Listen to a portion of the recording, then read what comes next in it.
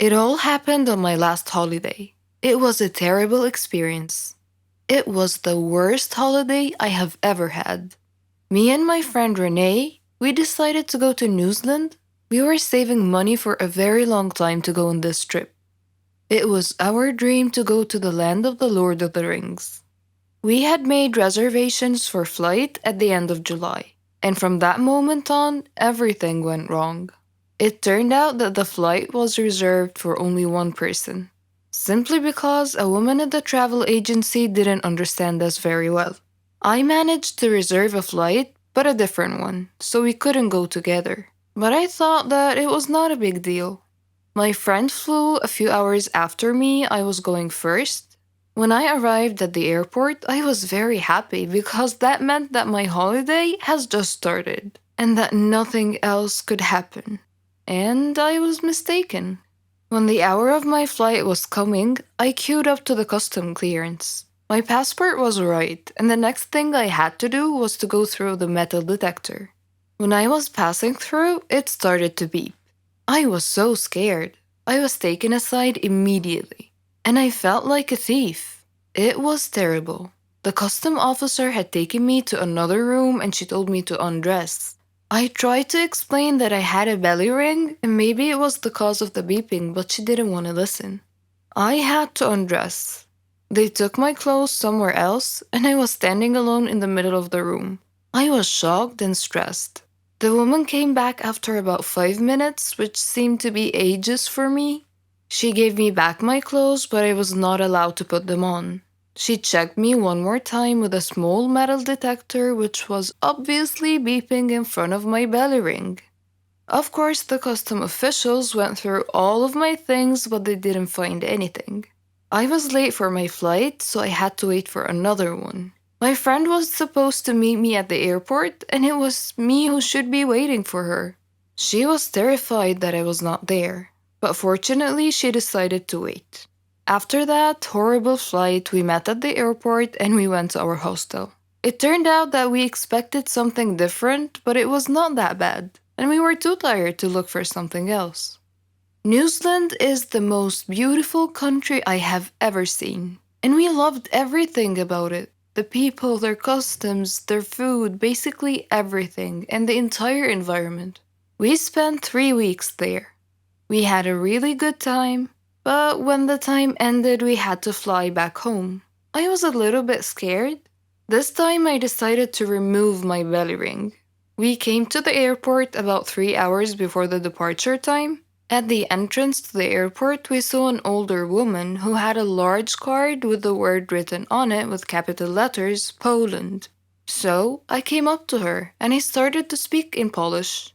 She smiled and we started to chat together. When we were just about to leave, she asked me if I could take a box of chocolates with me and give it to her son in Poland.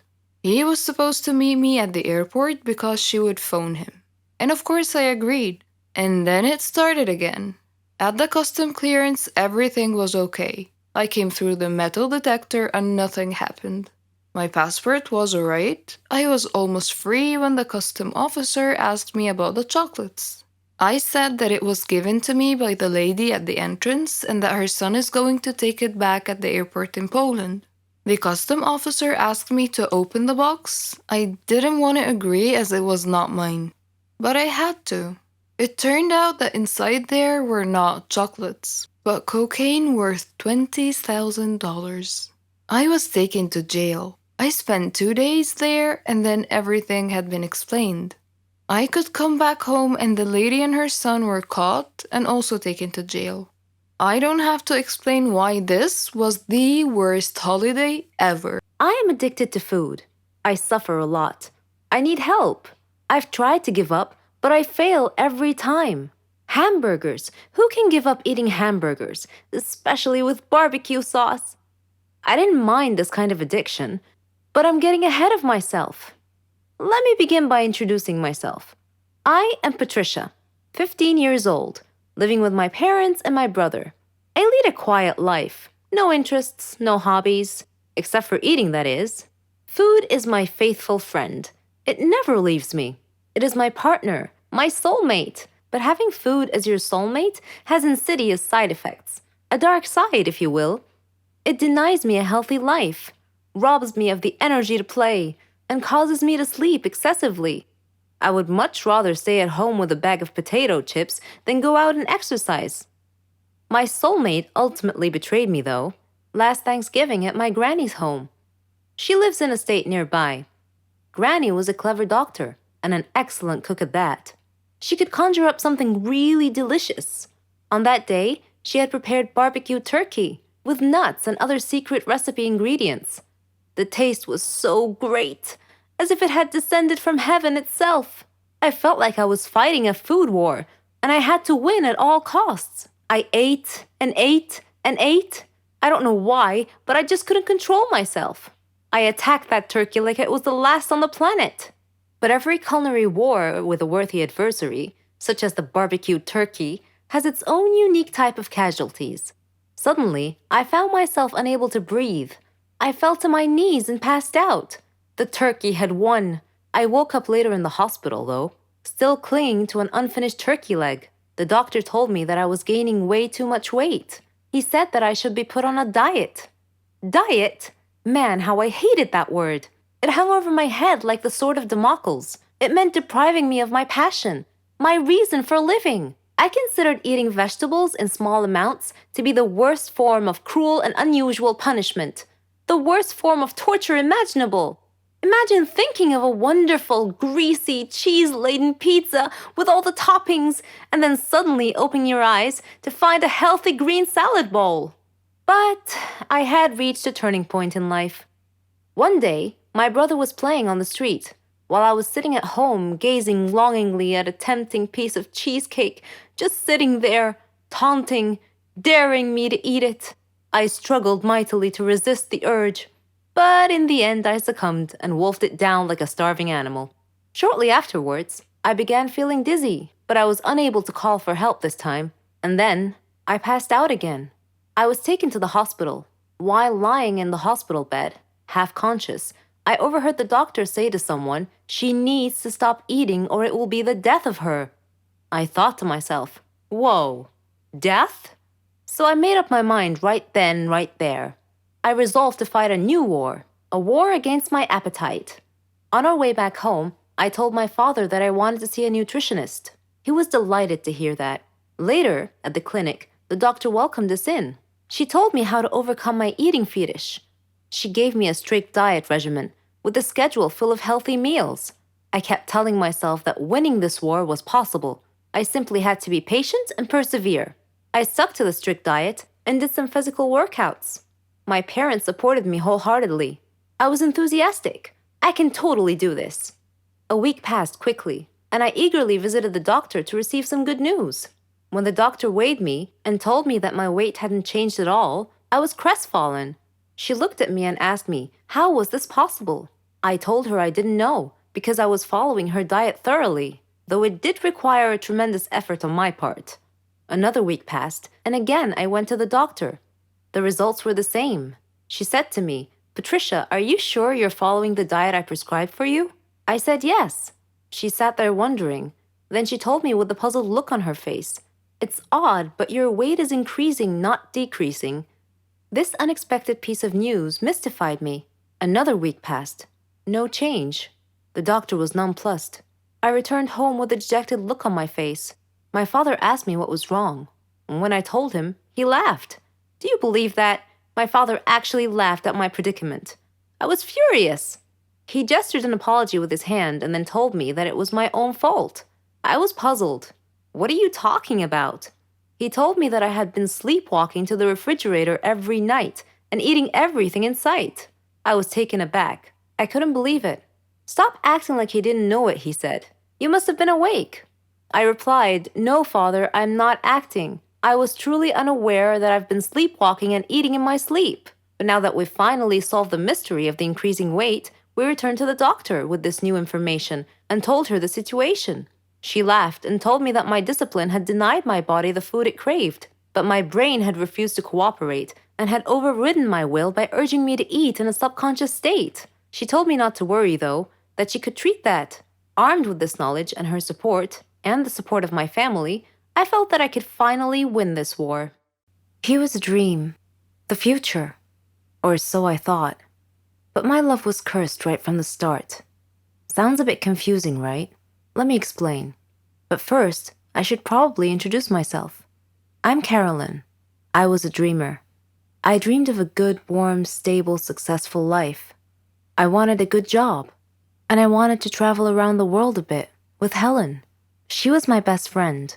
We virtually shared the same dreams, and hobbies, and interests, and lifestyles. We've been friends since we were kids. People often thought that we were sisters. I did too, in fact. She even got jealous if anyone tried to get close to me. Every day, Helen and I worked a little more towards our dreams. Once, when Helen and I were traveling with some of our friends, we had a problem with the hostess on the plane. A gentleman intervened and cleverly solved our problems. His name was Danny. I liked him. A lot. I thought about him often. But whenever I talked to Helen about him, she told me that he was not as amazing as I seemed to think he was. Coincidentally, I met him again at a party of a mutual friend. We talked together till daylight. I told Helen about our encounter, and she expressed her wishes that my love story would have a happy ending. I similarly told her that I hoped she would find the love of her life someday too. Everything would be okay, we figured. Then, one day, I received a letter in our mailbox. It was in weird handwriting, as if the writer had written it with a trembling hand. I opened it curiously. It said that my love for Danny would become a curse if I didn't give him up and get him out of my life. What nonsense, I thought. Whose idea of a silly joke was this? I immediately called Danny and Helen to tell them about the letter. Danny laughed, but Helen was worried and suggested that I should be careful from now on. That same day, Danny had a horrible car accident, but fortunately he wasn't hurt. A detective investigating the case determined that his car brakes had been tampered with. In another incident, a car almost hit me, but it swerved away at the last minute. When I mentioned this incident to Danny, he tried to calm me down and told me to just forget about it. He gave me a beautiful bracelet as a present and proposed. We got engaged, and I couldn't have been happier. I wanted to show the bracelet to Helen, but somehow I seemed to have lost it. I couldn't find it anywhere. Anyway, when I told Helen about his proposal, she was thrilled for me. I spent days shopping for just the right wedding dress. I was so busy with preparations that I forgot all about the ominous letter. I went to the wedding hall early to make sure that everything was ready and prepared. Helen was helping me, and Danny kept calling me to make sure I was all right. Suddenly, the lights went out. I called out to Helen, worried that she might have tripped and fallen when the lights were out. When the lights came back on, Helen had fainted, and my dress had disappeared. I screamed to the ceiling, "What do you want from me? Leave me alone!" Suddenly, Danny appeared out of nowhere and asked me what had happened. I told him then and there that we must break off our engagement, otherwise the curse the letter mentioned might injure someone or cause someone to die. Then Helen came too and tried to calm me down. She told me to go to the car and that she would get our stuff and follow me. I loved Danny and wanted to marry him, but now I was seriously worried that this curse threat might actually be real. Helen came back carrying a bag and a large suitcase and told Danny not to worry, that she would drive me home and then call him to tell him that we had arrived safely. I was still crying, and Helen was trying to calm me down. When we arrived home, I noticed something strange. Helen was carrying a bag that was partially open, and I glimpsed a piece of clothing stuffed into it. It looked exactly like my dress. I opened the bag and found that it was my dress. I confronted Helen and demanded to know how my missing dress ended up in her bag. I clearly caught her red-handed, and she was unable to answer coherently. I realized at that moment that the source of the so-called curse was Helen. "Helen," I said, "how dare you do this to me? I thought we were like sisters to each other." She replied icily, with a glare that I saw for the first time. She said that she fell in love with Danny just as I did, but he chose me instead of her, and that she hated me for it. She said she won him over and got him to love her instead. Then they both tried to scare me into calling off the wedding so that she and Danny could be together. There are no words to describe how I felt at the time. I replied in a similar tone, I told her that I don't ever want to see her again, or Danny. Neither of them mattered anymore. I never did see Helen or Danny after that day. I'm on a Caribbean island now, sipping on a cocktail. I read in the paper that Danny and Helen had announced their engagement. I'm thinking about what wedding present I should give them as a surprise.